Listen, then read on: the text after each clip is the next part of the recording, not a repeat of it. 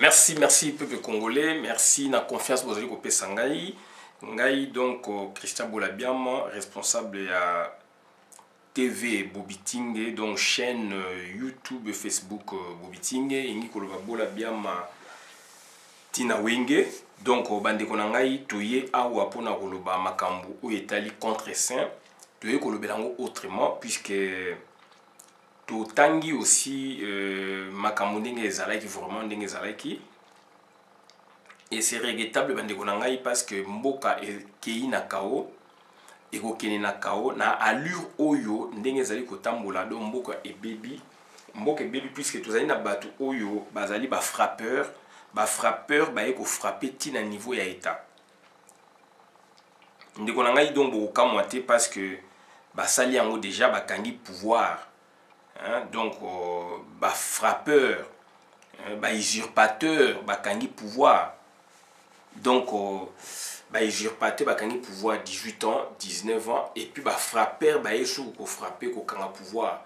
Et yango na boza ko mona ba péripéties wana nyoso ezali ko lekama ezali ko lekado na mboka na biso do bandeko na ezali mawa mingi. Yango na donc décision biso to jui oyo kuna jui et ali ko kanga Félix na Kabila na boloko wo. Ou bien ko boma bango mibale ko bengana bango na pouvoir puisque batouana tant que baroza na Congo na bokonjo bazali na ngwana ya combinaison bandeko na ngai do mboka ekufi. Félix aloba yango na Belgique tant que na ko humilier aloba on a RTBF de télévision ya France et à Belgique. Donc bandeko na ngai aloba kango clairement radio télévision belge aloba yango clairement que bayokana na Kabila ba diriger mboka à deux. Ba benga yango diarchie. Diarchie c'est-à-dire le gouvernement, il y a deux chefs de l'État. Baza ko gouverner simultanément. Deux chefs de l'État. Deux gouvernements, des chefs de l'État baza ko gouverner simultanément. Na histoire ya mokili et salama. Do bango baye ko kotisa ngo sikoyo do tozongi sima bandeko na ngai. Mboke kufi. Diarchie.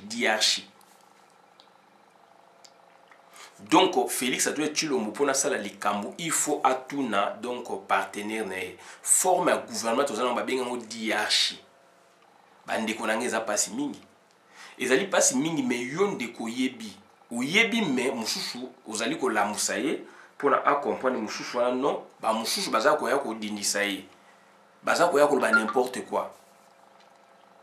Mboka nini mokonzi azali na imperium te bongo aya ko renverser situation et ça mamukini Félix a joué le azali na armée te azali na police te azali na service en renseignement te azali na contre espionnage te biloko misatu wana ya manquant bon akoza pouvoir ndenge nini et puis alobaka ngo clairement na deal na bango ke ngana kozwa boyité na kozwa boyité do bandeko na ngai donc azali ki explicite en la matière a aider le coup pour nous comprendre. Basali coalition. Premier ya UDPS ndenge zali wana na batu na bango UDPS maman Marthe puisque maman Marthe alongola mobile na UDPS devant ba témoin. Donc premier ya li ya UDPS oyo ya Félix a fait Chilombo na maman na ye ezali nini balingi te ke peuple congolais surtout batan liba bayeba ke d'ailleurs batan liba mingi basi ba comprendre donc c'est le problème na bango ezali donc moi ndambo batan libo batikali donc ba comprendre te ke UDPS ba somba bango na Kabili mais ndeko na ngai ozali aveugle politique ti wapi lors ba propagande Félix atiki la muka yena kamera bako kosala cash kamera azali nani kamera azali rwandais et puis azali ndeko ya Hippolyte Kanambe azali domestique na bango tant baki kosala cash wana FCC cash ndeko na bino elobele bino eloko moko te c'est là où bateki mboka c'est là où donc bayokani c'est la coalition c'est pas la cohabitation coalition déjà bandaki avant basali basangisi ba fusionner ba force na bango ba fusionner ba parti na bango ba plateforme na bango UDPS ekoti donc na Kabili ba bengango FCC bandeko na ngai toza ko comprendre beto ko comprendre basali pe ba marche ba bimisi pe drapeau moko UDPS sur fond de ba se fondé kana drapeau UDPS ba bakisi UDPS FCC PPRD drapeau na bango ezali ya alliance na bango ezali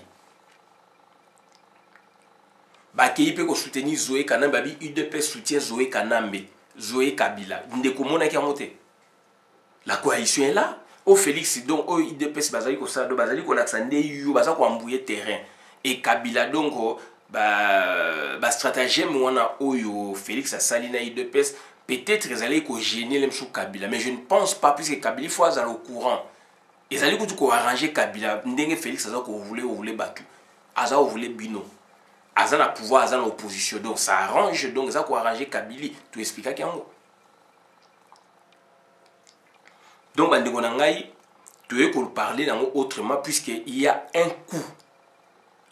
coup donc esalami na kati ya exécutif o ezali wana nga nazali pour yango te mais nazali enfin nazali mutu ya occupation te nazali pour Félix te nazali pour Hippolyte te nazali pour Ilunga bate mais je suis là pour éclairer la lanterne puisque professeur Mbata na landa qui est na débat tango Mendo Malanga donc a éclaboussé qui a samboussier a succès ba argument zane loko olobate professeur université criminologue mais na comme kotangisa ye donc tant to monyango bandeko nanga to comprendre que soki to bito lo bate biso oyo soto bito lo bate c'est-à-dire likamone ko tikala na lokuta oyo mais c'est Mbata ye ko lo bakuna professeur en carton donc yangone sengi ko éclairer lanterne donc c'est-à-dire il faut ko éclairer il faut ko yeba acteur nini bazali na kata politique à lelo ya Congo Hippolyte Kanambe nalingaka été mais du moins c'est un acteur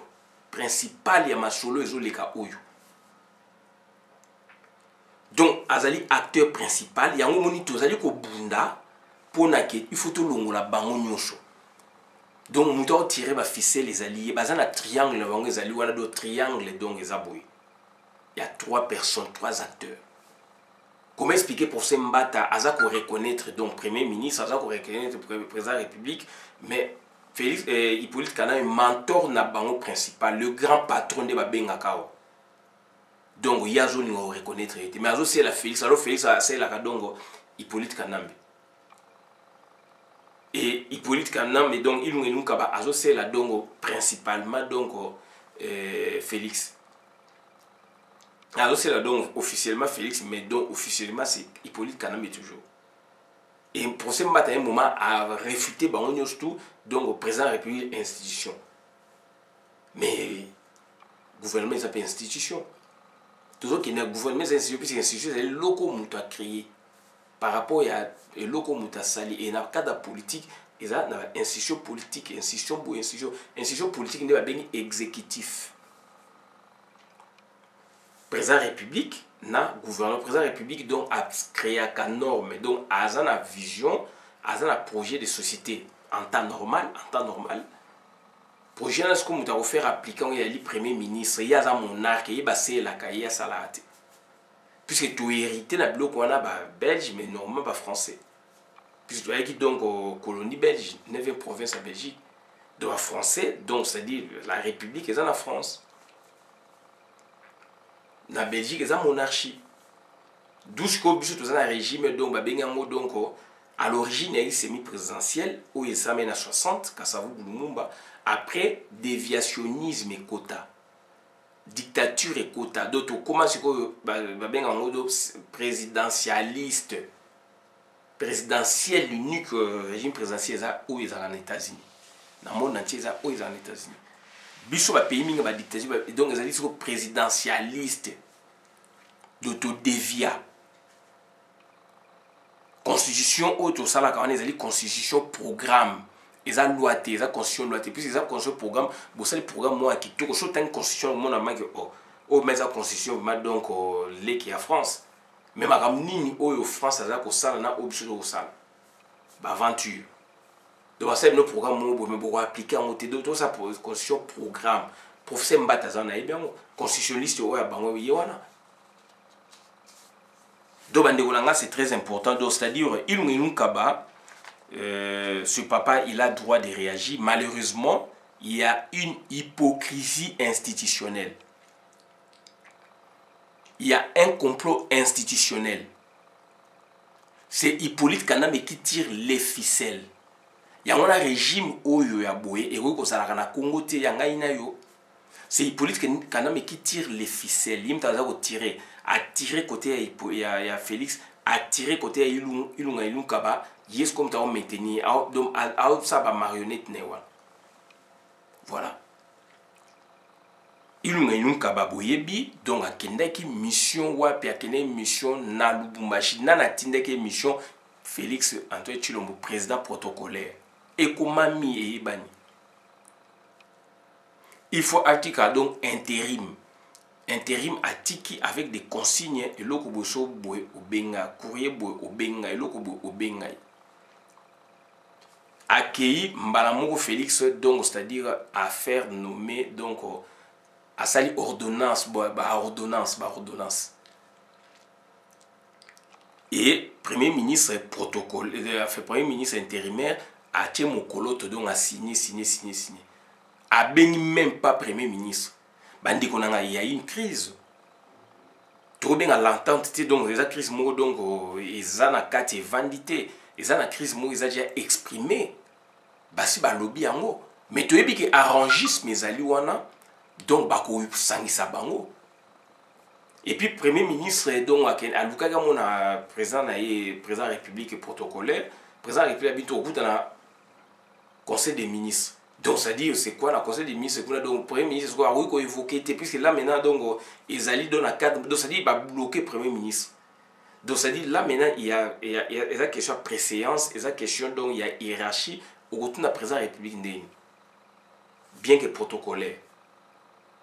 Donc ça dit c'est c'est un coup monté et reçu. Et au regard maintenant du droit constitutionnel et sociopolitique, raison pour laquelle nous intervenons pour éclairer la lanterne. Puisque le col a professeur en carton, donc professeur Mbata, Bazali Batu Oyo, il y a droit constitutionnel, à l'ingamé, donc azo pekisa, juriste va parler de droit constitutionnel. Et surtout, juriste constitutionnel, ça limite qu'on débattre dans le on dirait que tu as botamaki, donc autant à botami à ebi droit constitutionnel. Débat, il faut débattre. So il y a juristes constitutionnalistes. Ils sont juristes déjà licenciés en droit juriste et puis tout court comme juriste donc constitutionnaliste. Mais tant qu'il y a sur la scope, on a un professeur Moussoussou, Sali Kaka Sciences Po, qui s'est spécialisé dans le droit constitutionnel.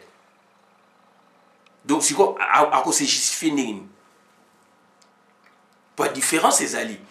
Donc, ça dit, Sciences Po et comme matière connexe à droit et approcher droit par rapport à la méthode.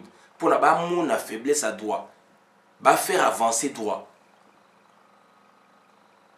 Professeur Ming Bazali, Bob Kabamba. C'est un politologue, il n'est pas juriste. Bob Kabamba, c'est professeur à Liège. Oh, c'est la constitution. Azali, donc politologue, il n'est pas juriste. Mais du moins, sa spécialisation, c'est le droit constitutionnel. Et institution politique. On peut dire ça. Donc c'est le droit constitutionnel. Donc ça dit Mbata a préféré Moutou Oyo. Il est constitutionnaliste. Mais il n'est pas juriste constitutionnaliste. mais Moutouana sali droit constitutionnel. De bazali na matière en partage. Naba juriste constitutionnaliste. À la différence, oh, asali boasali, mais bango tout bazali en matière en partage droit constitutionnel. Donc ça dit, l'entendement, il y a professeur Mbata Oshona Bata Bongote. Mais il est qui? Le débat peut accueillir un faible, faible. Donc ça dit, basali coup, et qui tire le ficelle, c'est Hippolyte Kanambe, c'est un hypocrite. Hypocrisie politique, hypocrisie continue à quatre institutions. Et c'est lui qui tire le ficelle. Il tire le ficelle. Pour ne pas nommer Batou. C'est pas Félix qui nomme. Enfin, il nomme officiellement, mais il y a une construction en amont. Il y a une construction en amont, en aval, neto bengi droit, acte juridique. Mais construction en amont, c'est la sociologie. Professeur Mbata Monaki Mote. Tant que sur la makambu boye, pour na ebima, de makambu wana tant que la sociologie. Puisqu'il faut que l'on sous forme juridique ou il y a acte juridique. Donc, yo mouto aux alliés députés à partir là. Vous voyez bien moté. Vous voyez bien moté que donc Hippolyte Kanamba pesi aval na Félix puisqu'il va nommer Batouboy, va discuter na Félix. Et maintenant, voilà maintenant le danger à hiérarchie. Forme un gouvernement tous en hiérarchie. Félix a le bon pour les. Accueilli na Belgique na Congo Brazzaville a ebisi bango donc coalition éco pour faté mais bataille de pèse ça là qui va marche voilà tu expliques qui bino donc et là on est l'équiwana c'est ilunga kaba mena qui est coincé puisque mutako pesa aval pour na ilunga kaba akende na cour boye donc pour na afunda pour la illégalité, inconstitutionnalité, il y a acte où Félix a posé. Donc, c'est Hippolyte Kanambe. Il n'a aucun de son crété. C'est Hippolyte Kanambe. Et Hippolyte Kanambe, donc, ça y est, il est en train d'accumuler. Erreur, il y a Félix, à un moment, il expose à Kayango. Mais de l'autre côté, puisque Félix a eu pouvoir épanailler, donc, a eu aval. En absence, il y a Ilunga. Puisque la discussion a bangomi balé, certes, Hippolyte a olingalem soute Ilunga pe akotawana. Ça c'est entre les deux. Pour Ilunga aye na cadre ya entre guillemets majorité. Donc ça dit entre les deux présidents puisqu'il y a la hiérarchie, bazan ba code na bango boye ah bon donc Félix ou nommé mutubo ou nommé 8 patrons. A obengé 8 patrons. Nommé Mutubo dans sa liste l'ongola John Numbi puisque John Numbi donc précieusement Makasi et puis voilà donc na problème il y a Tchebeya donc ils ont fait ça bien donc ils ont dit dossier mon lourd puisque John Numbi il commence un peu à parler donc tchè non na garage soit ce que donc tango fort au tchè soit général bourgeois Mutubo soit côté justice tchabo côté voilà bah mise en place voilà donc si quoi bah yokani bah momi balé ce que Félix avait les dossiers agi aval il y a président na hiérarchie na bango na hiérarchie mutu azali président numéro 1 c'est Hippolyte Kanambe Félix azali numéro 2 mais sur le texte de beaucoup monde théoriquement beaucoup monde Félix il y a moins donc méthode transdisciplinaire est très efficace puisque là maintenant donc au Kosala nini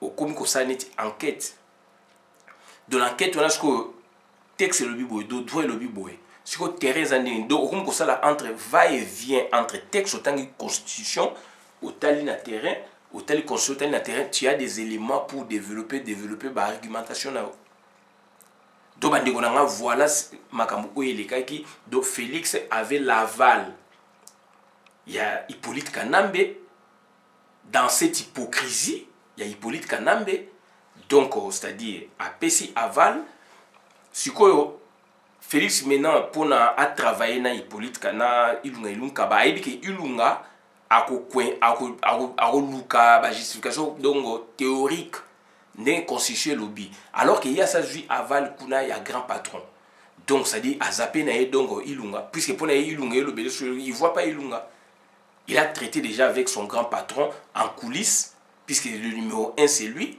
Après, si Aval a tindé les bateaux nommés, Félix Pelem, ah, patron, tiens, un peu peut-être. Si vous avez Aval ou qu'est-ce qu'il fait maintenant? Puisqu'il n'a pas besoin d'un premier ministre légalement établi, entre guillemets, constitutionnellement parlant, donc il va l'envoyer en voyage à Kenya Lubumbashi, voyage à 2 jours à Otika Intérim. Tant Otika Intérim, à Ebike, vous avez na Kankonde. À bien Kankonde, bon, est-ce qu'Otika Intérim, ok, bon, ok. Quand il y a un Kankonde, il y a signé, puis c'est Kankonde a signé. Il y a comme tout le monde. Il y a maintenant réagi normalement. Donc, au regard de la Constitution, il faut présenter les dossiers sur le président de la République pour endosser. Puisque le vice-premier ministre a endossé, la Constitution, c'est le premier ministre qui endosse cette responsabilité, qui prend cette charge. Donc, il tâche donc partager, domaine partagé. Si Félix a sali Kounaye, poste mis en place, ok. Donc il s'en fout maintenant de Ilunga. Ilunga maintenant vient vers lui à envoyer Boulé donc à Boaxié. Si Ilunga maintenant, si soit c'est retourné par Hippolyte Kana, non, donc il faut voir avec lui. Moi je suis pour rien. Dans l'entretien, c'est Hippolyte Kana, mais c'est lui qui a joué. Il a donné l'aval puisque Félix a dit que ça la bloc qu'on n'a jamais sans Hippolyte. Sur Hippolyte Félix il fallait soit yes vers Ilunga Solola a proposé, mais a préféré qu'on propose donc Moutunaye et Idepes Ndekonaye et pour n'a pas ça la coup c'est un coup monté et reçu. Mais c'est illégal. Sur Ilunga il peut saisir donc cour compétente. Mais à Okokate, il faut aval, il y a Hippolyte Kanambe. Voilà un peu triangle, voilà Ndenge donc Bazali qu'on jouait et le grand argentin, donc le grand donc c'est-à-dire acteur principal c'est Hippolyte Kanambe. Ah oui, c'est Ilungano Tikaye. Ah aboyi Tikaye. Dans l'entretemps, il y a la preuve. Puisqu'il y a eu concession quelque part. Hippolyte Kanam, donc, a ébindé à Félix, a concédé, il peut concéder na kaya Ilunga Kaba pour que Ilunga Kaba a déclaré inconstitutionnalité et l'Okwana, puisque c'est illégal, puisque contre ces alliés pour vérifier, donc c'est-à-dire la légalité et l'Oko. Donc ça dit bota landing batouana, donc ça dit batuya cash FCC batuya cash bazabandoki. Félix, il a fait ça pareil, donc on a Bitakwira. Pour un projet, premier ministre, il y a développement rural qui a présenté projet. Pour déjà donc projet, donc il y a accord, il y a avenant, il y a marché public, ou il y a contrat. Pour déjà c'est le contrat puisque le premier ministre a signé. Or, c'est l'administration.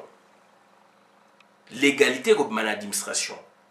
Mais ce qu'on a moutouna est-ce que a beni ba mongo est-ce qu'on a bambela ngonani Bitakwira et consort.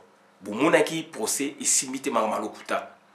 Pareillement sikoyo boye nango sikoyo et pas yamakama Félix. C'est le même jeu. Donc ça dit asali kuna est-ce que alingi ilunga ilunga ba endossé yango andima yango. Ilunga bi non ngana ondima yango te. Puisque là, c'est devant l'histoire, devant le Parlement, devant l'histoire. Et biso oyo na ba génération oyo koyaka, ils vont interpréter ça puisque c'est maintenant c'est cristallisé dans l'état et dans l'espace. Puisque Ilunga pona a actionné, a funda, pona a saisi pardon cour compétente, donc il faut Hippolyte Kanambe apesaye aval. Voilà mboka na yonde ko ndenge ba comme ko jouer nango. Alors bazali na coalition.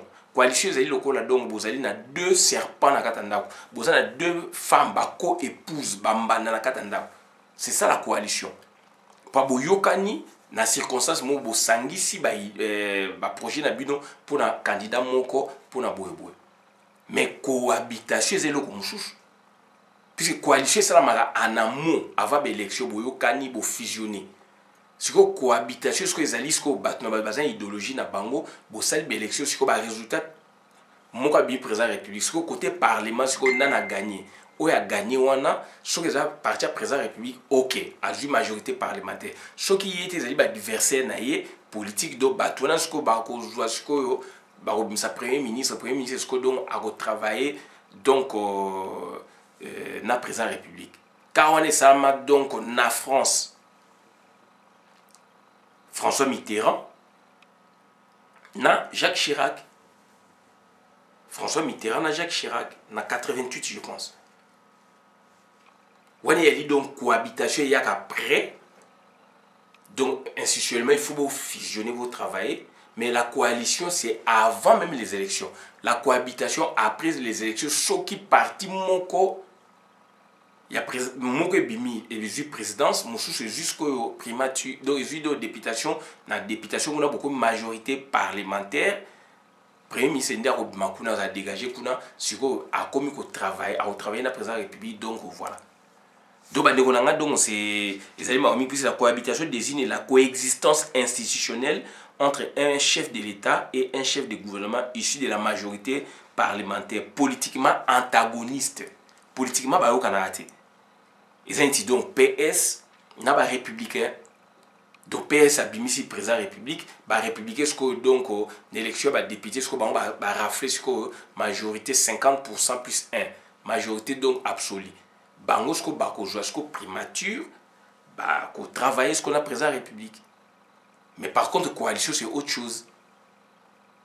Coalition c'est autre chose. Donc, mais dans l'entretemps, na yoka ki batu ne ba ko ma coalition, o so ba aboyi coalition to ke na cohabitation, beaucoup ke na cohabitation ezalaka donc cohabitation donc ezalaka donc cohabitation normalement c'est en aval après les élections. Après les élections. Coalition c'est avant les élections. Donc bande ko nanga ezali passe mingi donc ba ordonnance wana esala mais ba ordonnance mo donc arrangisme et professeur Mbate ezali mawami naza ko insister mingi puisque nous on a été formés. Donc on a été formés, on a étudié à l'université de Kinshasa donc avec des grands professeurs ba Dielo Epenge constitutionnaliste, Dielo azalaki donc politologue, asali spécialisation en droit cons, grand prof, grand maître ba Koufa Pongo Bokako, constitutionnaliste, Akufa, Kitete Kekumo Mombo, constitutionnaliste, Akufa, il y a sur droit cons, pondération 8, 160 points, question d'examen avec à l'oral. Donc, Bandegonangaï, voilà, tant qu'on a professeur, il y a droit constitutionnel, le lot, n'importe quoi, on a la été. Puisque le lot qu'on a bien, on a viva et on a tanga, on a été. Et Mbata azali professeur, ba congolais ba banga ba professeur. Donc quand un professeur passe, ba au monde on le quoi la Bible alors on parler de la mensonge. Mais un criminologue a pandillé. Donc ça dit avec élégance, a pandillé avec élégance et donc à démontrer par argument l'autre n'en avait pas. Donc Moutouana azali assoiffé du pouvoir. Donc professeur Mbata azali assoiffé du pouvoir. Problème ezali lobby à joie donc Félix a promouvoir comme donc ministre. Je n'ai pas un exemple mon professeur moi université dont j'étais le nom. J'avais eu l'occasion à l'époque au Soanaï. Toi na baninga na kanala baninga. Professeur Nazaï qui autant de fois député, il a perdu mon boutou. Mais souci na azozalani ezozanini, il faut azala ministre. Pour naïe azaki député mais à ministre donc c'est comme si je n'ai rien fait bien que j'ai défendu ma projet belé mais pour naïe il fallait un ministre. Donc on a compris pour que à gérer budget. Donc pour naïe donc azaki député au temps des législatives mais on le belé l'augmenter. Donc c'est ce que monsieur Mbata azana on a tout. Donc Félix Antoine Tshilombo mazali mentor naïe. Et mentor il y a Félix Antoine Tshilombo mais ali donc Hippolyte Kanambe. Comment expliquer pour ce Mbata donc le qu'on a à oboy en open la télévision. Azoboy en la télévision mais autant n'est pas passé. Autant n'est pas passé puisque bateau bazali donc na boigné bateau bazako comprendre ba makamona bazako sekaye. Autant n'est pas passé. UDPS epesa bato mosusu nde balekaka baloba oyo bakoloba n'importe quoi bakototeni bango rigueur te. Donc mais un professeur tant oleka okoki koloba ba bêtise alors aujourd'hui des fois les mutu donc c'est-à-dire tokotika ote tokoteni au rigueur puisque là on parle de la politique on parle de la juridique. Donc c'est-à-dire politique juridique et il y a l'aspect sociologique qui a problème. Tout ça pour ça qu'il y a un aspect sociologique à problème. Pour ceux qui étaient donc contrairement à la Belgique, attendant la Belgique, non attendant à Paris, Panthéon Sorbonne, Paris 1 Panthéon Sorbonne. Il nous parlait donc de l'avenue Soufflot ou la rue Soufflot, rue du Savoie, où il y a des bibliothèques, il y a des maisons, des librairies, des trucs pareils. Et na souka na moso kiti na RRB métro donc Luxembourg kiti tango bimi na grande avenue c'est Soufflot, avenue du Savoie, il y a tout. Et puis na fond na Panthéon église. Donc lui il a étudié là-bas avec une double méthode. Donc bandeko na ngai makambo tozali koloba yango wana donc ezali regrettable professeur Mbata azana souci moko ba ko maboye ba fabriquer ye na Félix Antoine Tshilombo. Na di belenge na mboko ya zala kuna na mboka na ye di belenge nazo respecter bato di belenge est-ce que ye azaki muto lemsu yi angai ko passer mo il y avait pas d'autres candidats et puis l'élection ndenge les cas qui ba tripatouillage ba ni maraba lokuta est-ce que mbata za normal un assoiffé du pouvoir comme ça azo mélanger science na politique donc à comprendre qu'est-ce qu'il voulait dire. Il devait s'abstenir. Non, moi je ne passe pas aux jubats. Il y a des juristes. Il y a des gens, même pas des juristes, mais il y a des membres. Il y a eu deux PES. Professeur, quand tu parles, c'est pour éclairer. Voilà. C'est pour éclairer. Mais à chaque fois quand il passe, donc, à débiter, maçon, il y a débiter, niaiserie. Nous, on va accepter ça. Azo ya nous tu hérésie. Nous on doit accepter ça. Ngana ngaki na zaiko satan na pour se mbatande à parler sur la doctrine, la jurisprudence. La jurisprudence c'est le baki boy. Na kaya boye mutubu asine kité puisque premier ministre donc va penser qui est intérim na mutubu na absence na asine kité voilà même jurisprudence na France c'est le baki boy. Jurisprudence place boy le baki boy. Jurisprudence et lo konga zaiko satan na pour se mbatande. Mais le baneti vulgaire muto à balabala. Bandeko na mais tous a quand même conscient. Donc Félix a joué pré-autorisation et pas il y a donc Hippolyte Canal puisque ça que baro les autres tourné a joué pré-autorisation. Na arrangisme au ya bango. La vraie autorisation c'est-à-dire les contre-saints. Si le fait qu'il y a eu pré-autorisation alors que la théorie n'a pas un triangle, donc ça dit le vrai grand patron est Hippolyte Kaname. D'où le fait qu'il y ait un grand patron, alors que là c'est du constitution. Donc là c'est de la légalité. Donc à Bossani ba terrain. À Bossani ba terrain puisqu'il y a un président Mutalobi, le président a boine ko yebisa ilunga ke eloko nasoye na Kabila eloko nasoye na Kabila donc ilunga soit anga tuna Kabila soit anga tuna Kabila te et là maintenant ilunga pona a actionner donc il faut Kabila pe ça aval c'est Kabila qui tire le fils ya ngona donc na Félix na Kabila il faut boma bango benga na bango faut bema ko benga na bango do ba memi dongo ba buzo ba mo na mboka dongo na niveau osakana te amemi buzo ba na mboka na niveau osakana te ba ndeko na ngai. Donc voilà, on a autre website on a tout qui a ou abonné la vidéo madame la compte communauté ngai Christian Bola bien maman ma peuple mon peuple souverain combattant résistant révolutionnaire PNI et les politiciens non institutionnels. Donc il y a eu arrangisme.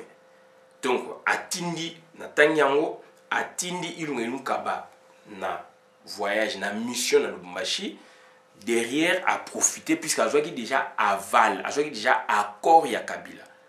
Si le fait qu'il y a déjà accord, il y a grand patron. On est dans la coulisse na bango. Si on a vérité où ils allaient, puisqu'il y a ayebi, mais il s'en plaint. Bien que bako ko arranger bango ko sangsa bango, mais il s'en plaint. Donc ils allaient déjà un fait biso un incident biso futo lo bango futo ganga ngo likola ngomba alors que bah éviter que le kwana et ça mène à 60 entre Kasavubu président Kasavubu na premier ministre Lumumba mais yé à salaire puisque à joie qui avale ya kabla pour bateau ya nommé longola John Numbi Tchab Mutuboy longola boy Tchabo c'est Hippolyte Kanambe a vu pré-accord mais ils a vrai accord de pré-accord dans le sens que Hippolyte Kanambe azali officieusement reconnu comme autorité d'où a vu pré-accord yango ekompé accord donc Hippolyte Félix Tshisekedi pour naïe donc akoki ko soit suna Hippolyte na ilunga kabate or akoki ko yebisa na cadre de formalité que anasina solo de jeune grand patron yepe ilunga yebi que grand patron yona pisa alobaka yango tango banomaka de ba yebi mais Félix aoko ko lobela ilunga te il va se rabaisser d'où akena on a force nan de konaye donc ya monoko moko ya parti politique ba kena. Et dans l'entretemps, vous allez donner un monopartisme. De fait, il y a un bilot qu'on a donc, ça dit, Moutou, Oyosako, ça tenir quand on a document, beaucoup à l'été, mais l'intérêt, le bini. Tout ça, monopartisme est de fait. Et ça dit, si n'y était pas parler de pluralisme politique, sur une constitution. Mais l'intérêt, tout ça, monopartisme est de fait. Kabila Loba, on a opé sa pouvoir dans la classe politique à Congo. Après ça, on va salir, on peut pas marcher pour naïe. Il n'y a plus rien à Congo, bah opposer les Alindenganayo, bah révolutionner les Alindenganayo. Bon, pour ça, on a l'acception théorie. À passer à évoquer même pas une théorie scientifique, il y a droit constitutionnel. Pour la justifier, il n'y aura même pas une jurisprudence. Donc, donc, ma